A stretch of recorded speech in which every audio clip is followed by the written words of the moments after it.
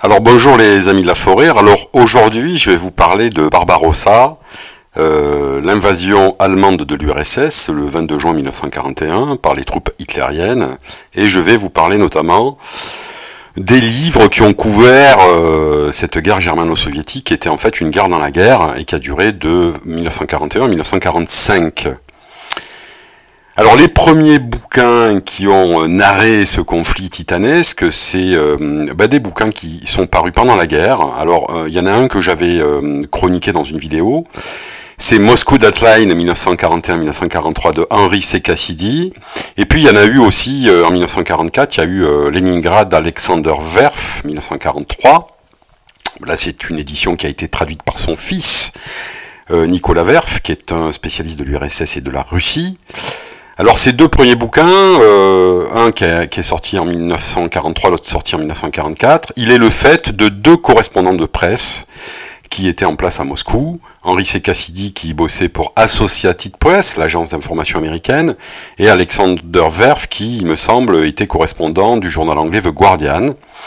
Et donc là, on a à cette époque le point de vue de deux journalistes qui étaient sur place durant la guerre, et donc il n'y avait pas évidemment le recul nécessaire pour apprécier à sa juste valeur ce conflit un peu extraordinaire, hors norme.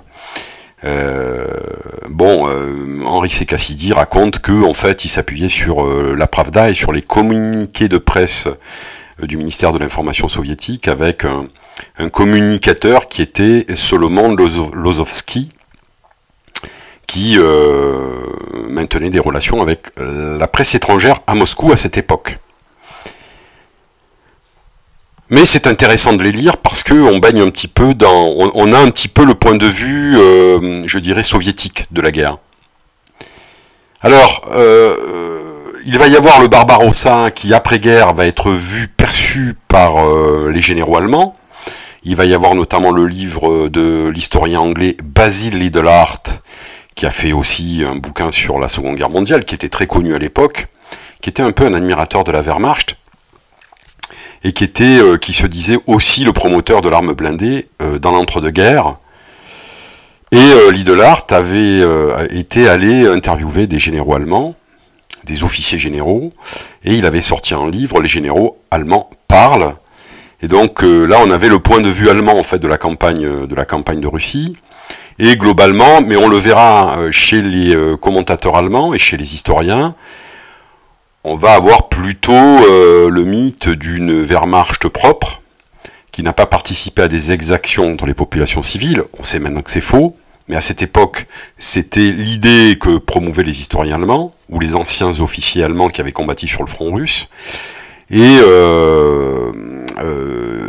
ces généraux allemands mettaient aussi en avant les erreurs qu'avait commis Hitler. Vous savez que les absents ont toujours tort, et évidemment on a chargé la barque du côté de la responsabilité hitlérienne en dédouanant évidemment les officiers généraux de la Wehrmacht. C'est un peu ça que va diffuser en fait les mémoires du maréchal von Manstein qui avait combattu sur le front russe, et qui va éditer ses mémoires, Victoire perdue, Lost Victory en anglais, et Manstein va se faire le relais de cette Wehrmacht qui serait propre, et sur la responsabilité hitlérienne dans les déconvenues à l'Est. Bon, évidemment, il faut se rappeler qu'à cette époque, on était en pleine guerre froide et qu'il fallait d'une certaine manière réhabiliter l'armée allemande, parce que les Alliés avaient besoin de cette armée pour en fait contrer une possible invasion soviétique de la RFA. Je rappelle qu'à l'époque l'Allemagne était divisée entre la RDA sous contrôle soviétique et la RFA sous contrôle des Alliés. Donc il fallait réhabiliter l'armée allemande, la Bundeswehr, l'armée allemande, et donc bon, il était de bon ton globalement de protéger cette armée, ou en tout cas l'image de cette armée. Alors, il va y avoir, entre guillemets, des livres qui vont avoir un succès éditorial dans les années 60. C'est les bouquins de Paul Carrel, qui sont sortis en 1964. Alors il y en avait deux, Opération Barbarossa, l'invasion de la Russie, et Opération Terre Brûlée, la bataille de Koursk. Alors Paul Carrel, c'était un Allemand, un ancien officier nazi, qui faisait partie de la SS, qui avait travaillé après avec Ribbentrop, qui était le ministère des Affaires étrangères, et Paul Carrel est une sorte de... Il s'appelle pas Paul Carrel, son vrai nom est Paul Schmitt. Paul Carrel est son nom de pour ses livres. Hein. Et donc ce Paul Schmitt, en fait, a été plutôt un propagandantiste nazi. Oh là là, j'ai du mal à le dire. Alors il a été peu inquiété après la guerre, parce que c'était en fait un fonctionnaire. Hein.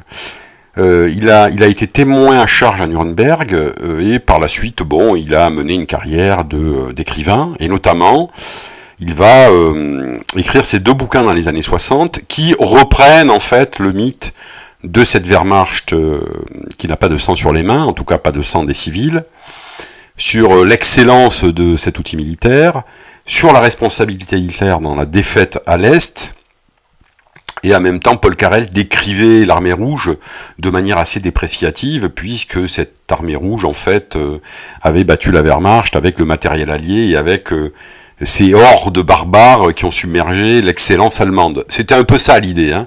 Toujours pareil, on est en pleine guerre froide, et donc, d'une certaine manière, on diffuse cette idée de cette armée allemande qui était excellente, qui n'avait pas de sang de civils sur les mains, et qui a combattu contre la sauvagerie soviétique.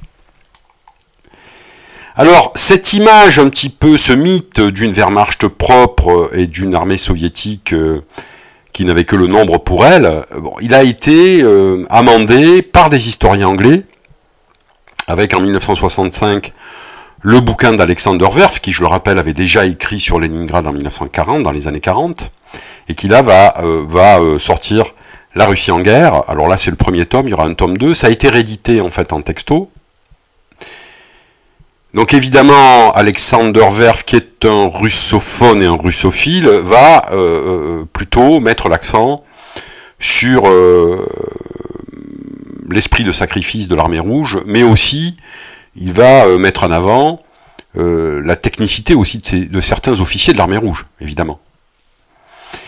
Et on aura un autre historien anglais qui va sortir là au début des années 70, Alan Clark, un ouvrage aussi sur Barbarossa, Alan Clark qui après sera même ministre sous le gouvernement Thatcher, et Clark, dans la même veine qu'Alexander Werf, va réhabiliter aussi l'armée rouge, et pas seulement le courage en fait du soldat soviétique, mais aussi la technicité de certains de ses officiers généraux.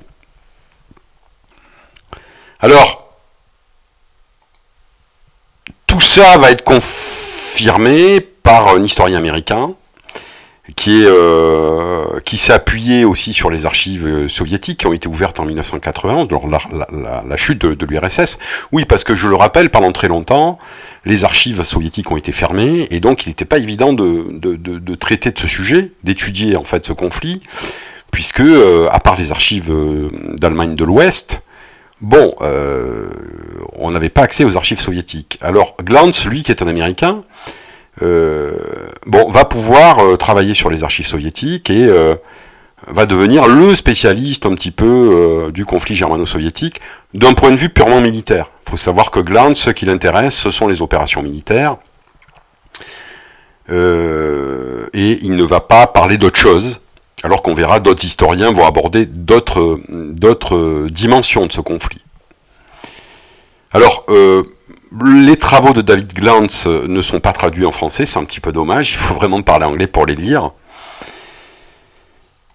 Mais pareil, Glantz va changer évidemment le point de vue de certains historiens allemands sur l'armée allemande et va évoquer la technicité évidemment de cette armée rouge qui va très vite apprendre en fait de cette défaite en 1941. Alors et les Français là-dedans, alors les Français, bon, ils ont peu traité ce sujet, tout simplement parce que c'était un conflit qui était loin de la France, et auquel les Français n'ont pas participé, à part l'escadrille Normandie-Niemen. Il va y avoir quand même une commande du ministère de la Défense dans les années 70, qui va diligenter un colonel, Aimé Costantini, pour étudier ce conflit, et Aimé Constantini va sortir 2 tomes sur la guerre germano-soviétique 1941-1945, mais il ne sera pas édité véritablement, mais on pourra trouver ces 2 tomes dans les bibliothèques universitaires. Moi, je l'avais consulté à la bibliothèque universitaire de la fac de lettres à Aix-en-Provence dans les années 80. Ce sont 2 ouvrages, ces 2 tomes sont assez touffus, hein, et Constantini n'étudie que l'aspect militaire de ce conflit. Donc je dirais que c'est vraiment un ouvrage à destination des spécialistes, qui est assez ardu à lire et que j'avais trouvé assez rébarbatif. Il va y avoir dans les années 70 Jean Mabir, qui va faire des monographies sur certaines divisions SS, notamment la Viking, qui n'a combattu que sur le front de l'Est. Donc j'ai fait d'ailleurs une vidéo sur la division Viking dans l'Enfer Blanc 1941-1943. C'est un des rares écrivains historiens à l'époque qui écrivait donc des ouvrages sur le front de l'Est.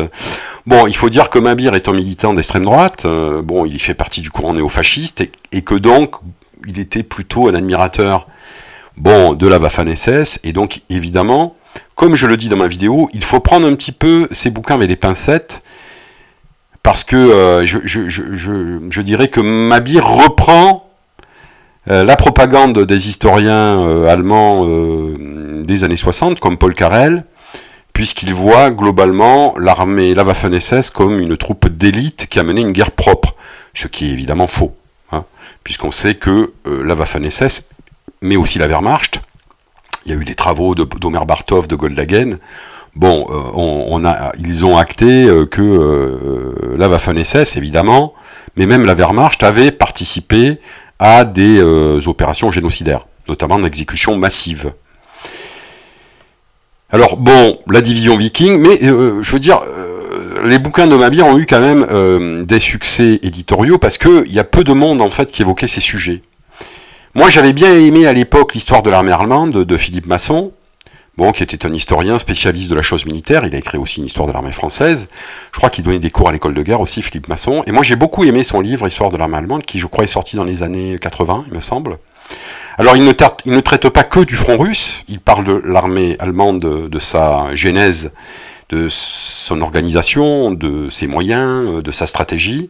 Mais il y a une grande partie, quand même, qui parle du front de l'Est. Et moi, j'avais bien aimé ce livre de Masson, que je vous conseille de lire. Mais depuis, on va dire, depuis une vingtaine d'années, on va dire qu'il y a un renouveau historiographique en ce qui concerne l'étude du front de l'Est. Il y a des jeunes historiens, comme par exemple Philippe Richardot, qui a écrit Un Hitler face à Staline, le front de l'Est de 1941-1945. Moi, je vous conseille de le lire, parce que c'est peut-être le livre sur le front de l'Est que je préfère. Et puis, évidemment, il y a Jean Lopez, et l'achat Témézouri, qui vient de sortir en 2019 Barbarossa 1941, la guerre absolue, que j'ai beaucoup aimé, parce que par rapport aux autres bouquins qui traitent du sujet, il y a une première partie très longue, environ 200 pages, ça fait à peu près un quart du bouquin, sur la généalogie de la genèse de Barbarossa, que j'ai trouvé très intéressante, et moi je vous conseille de le lire, mais attention, c'est un bouquin qui ne traite que de l'année 1941, et qui est assez touffu quand même, hein. Mais il y a plein d'autres bouquins aussi qui sont sortis. Je pense au livre de Nicolas Bernard, qui est un historien autodidacte, il est avocat je crois dans le civil, qui a écrit aussi un bouquin sur le front de l'Est, et sur la guerre du Pacifique aussi.